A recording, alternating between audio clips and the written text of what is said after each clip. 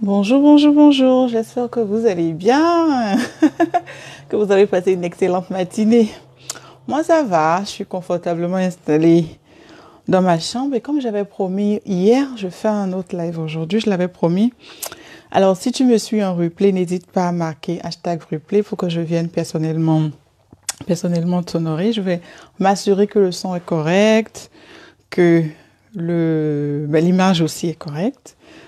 Quelques secondes. N'hésitez vraiment pas à partager. N'hésitez pas à partager. Je ne le vois pas encore mon live. Coucou, bonjour à tout le monde. N'hésitez pas à partager. Ça pourra aider quelqu'un. Même si ça ne vous aide pas, ça pourra aider quelqu'un. Coucou à toutes les personnes qui me font des coucous, des pouces en l'air. Coucou Muriel. Coucou. Bonjour à tout le monde. Bonjour depuis Paris, où je suis encore pour quelques jours.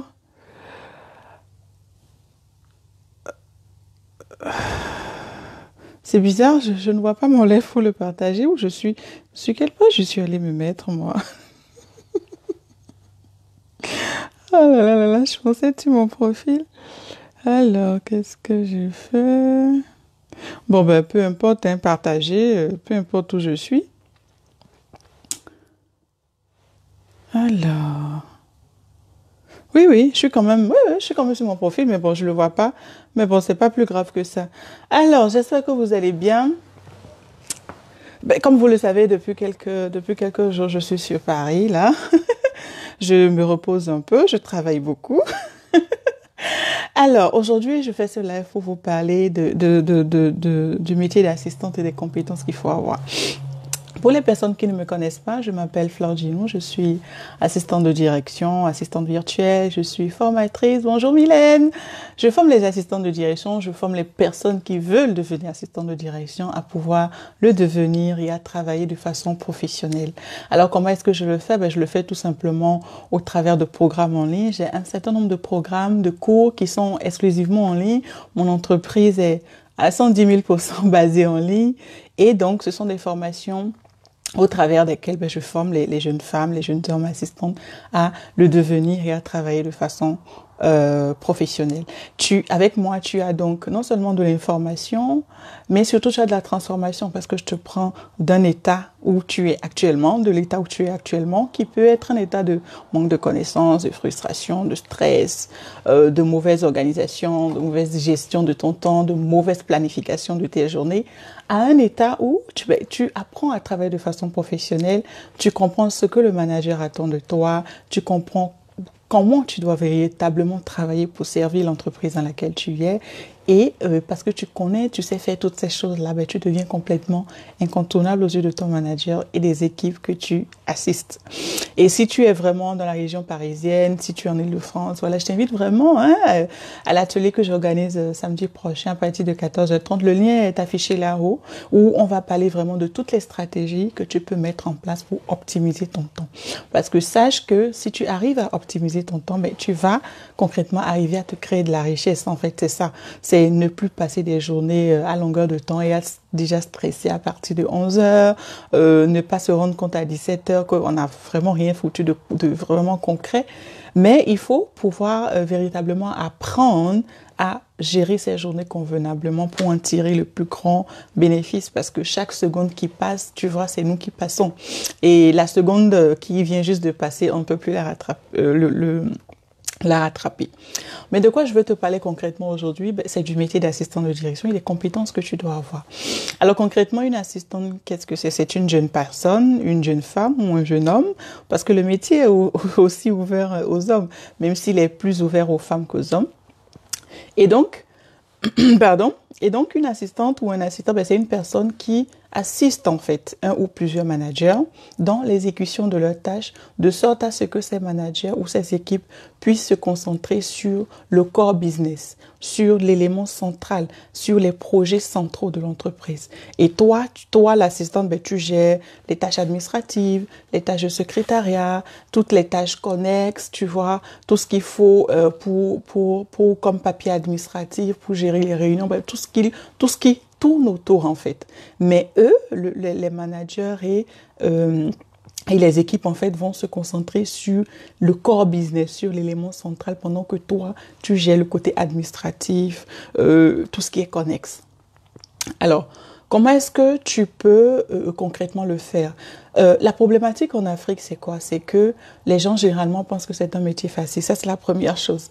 Et donc, quand la jeune femme ou quand la personne a fini ses études, elle a tourné un peu en rond, elle n'a pas trouvé à faire. On lui dit, bon, écoute, viens jouer le rôle d'assistante.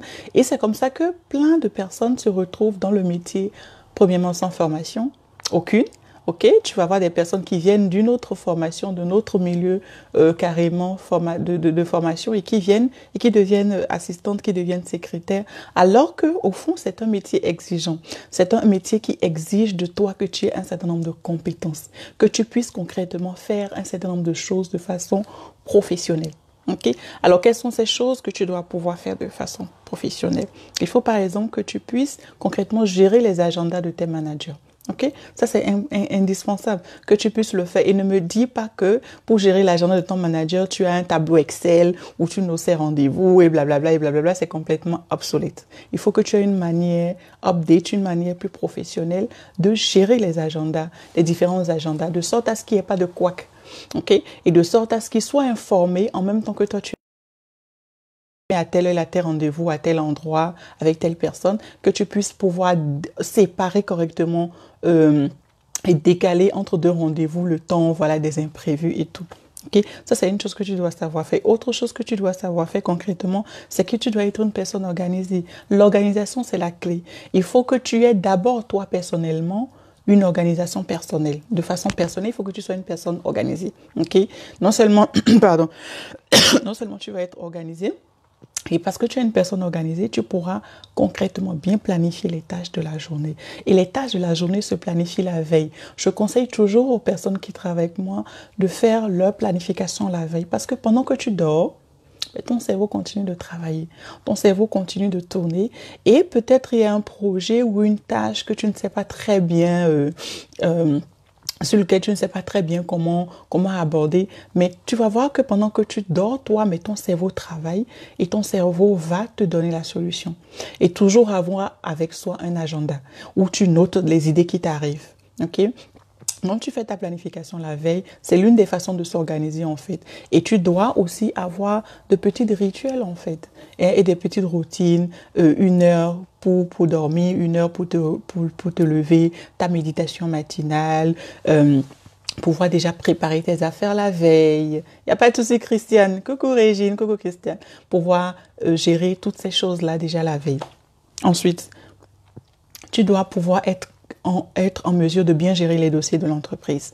D'abord, ça veut dire que tu sais de quoi s'occupe l'entreprise. Peu importe le domaine dans lequel tu es une assistante. Tu peux être une assistante dans un cabinet architectural, tu peux être une assistante dans auprès d'un médecin. Peu importe. L'essentiel, c'est que tu sois une assistante, que tu puisses assister. Il faut que tu puisses maîtriser les dossiers. Ok? Que tu puisses savoir de quoi on parle.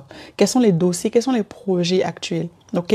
Quels sont les différents éléments qui entrent en ligne de compte pour ce dossier-là ou pour ces différents projets. De quoi est-ce que mon manager a besoin? De quoi est-ce que les équipes ont besoin pour travailler? Et toi, ton rôle concrètement dans l'entreprise, c'est de pouvoir... Toi, ton rôle concrètement dans l'entreprise, c'est de pouvoir fournir en fait à ces équipes-là, pouvoir fournir à ces équipes, à cette entreprise, les différentes choses dont elles ont besoin. De quoi est-ce que tu as encore besoin et qu'est-ce que tu dois encore... sur quoi tu dois encore maximiser en fait, c'est l'esprit en fait dans lequel tu travailles. Et l'esprit que je recommande aux personnes qui travaillent avec moi, c'est un esprit qualité. C'est quoi l'esprit qualité? L'esprit qualité, c'est concrètement cet esprit-là qui veut d'abord que tu puisses travailler ta confiance et ton estime de toi-même, que tu puisses déjà toi-même personnellement savoir qui tu es, de quoi tu es capable en fait. Est-ce que tu penses que tu es une femme formidable? Est-ce que tu penses que tu es une femme capable de faire 10 000 choses? Est-ce que tu penses que tu es une femme capable... Pardon, mon téléphone. Est-ce que tu penses que tu es une femme capable d'aller chercher ce que tu veux, d'aller concrètement arracher ce que tu veux? Ou bien tu penses que tu es une femme nulle, que tu ne peux servir à rien? Il faut constamment travailler ta confiance et l'estime que tu as de toi-même. C'est vrai que quand une personne manque de confiance en elle, c'est pas quelque chose qui est écrit sur le front, mais c'est quelque chose qui se ressent en fait dans ta façon de travailler, ok? C'est quelque chose qui se ressent dans ta façon de travailler, dans ta façon d'interagir avec les autres. Il faut travailler ta confiance et ton estime de toi. Ensuite, il faut maîtriser les savoirs comportementaux. Quand tu es une assistante de direction, tu es dans un milieu professionnel où tu es en relation avec les gens, ok? Donc, les relations interpersonnelles, c'est quelque chose que tu dois apprendre à travailler. Comment est-ce que tu entres en contact avec les gens? Comment est-ce que, pendant que tu es au téléphone par exemple, ou pendant que tu as un client devant toi, pendant que tu as un prospect, ou pendant que tu as un visiteur devant toi, pendant que tu as ton manager devant toi, et le téléphone sonne et il y a un client de l'autre côté qui a besoin d'informations, comment est-ce que tu gères? Ok? Comment est-ce que tu gères les imprévus? Comment est-ce que tu fais en sorte que ton journal de bord soit visible par ton supérieur ou par tes supérieurs, de sorte à ce qu'ils savent, ok, concrètement ce que tu es en train de faire et comment est-ce que tu gères les imprévus? Parce que les imprévus, c'est quelque chose qui va arriver forcément et que tu dois pouvoir gérer. Comment est-ce que tu gères ces choses-là? Ok? Voilà quelques-unes des compétences que tu dois avoir. Et comme je le disais tantôt, c'est important que tu puisses maîtriser les dossiers en cours. Ok, que tu puisses favorablement répondre en fait quand on te pose des questions là-dessus. C'est aberrant que tu sois une assistante dans une entreprise, pas du tout ce qui se passe, tu sais pas exactement tu sais pas, c'est juste incroyable. Si tu ne sais pas ce qui se passe, comment est-ce que tu pourrais jouer à ton rôle ou comment est-ce que tu pourrais accomplir ta mission numéro 1 qui est celle d'être une aide à la décision. C'est bien beau d'être jolie, bien maquillée, sur les talons de 10 centimètres. C'est cool, c'est bien. C'est bien. Mais ton rôle dans l'entreprise, c'est être une véritable aide à la décision. Alors, comment est-ce que tu peux être une aide à la décision si, concrètement, tu ne sais pas ce qui se passe dans l'entreprise? C'est presque, c'est presque incroyable, n'est-ce pas, tu vois?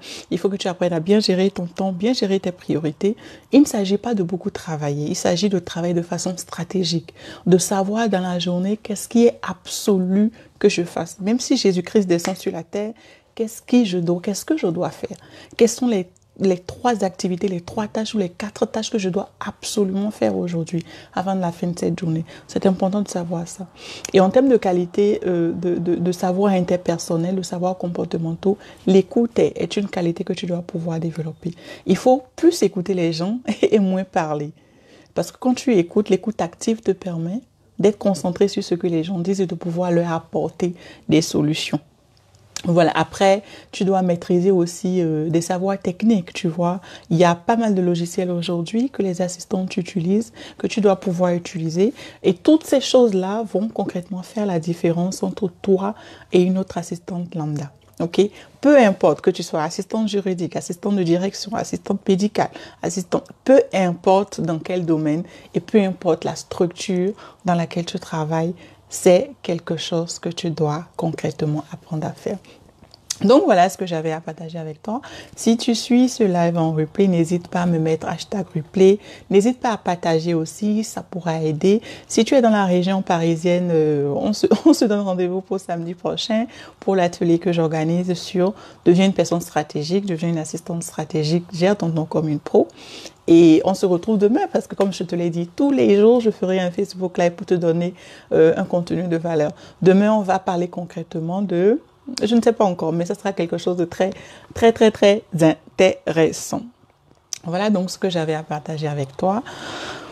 Je te souhaite une très bonne matinée.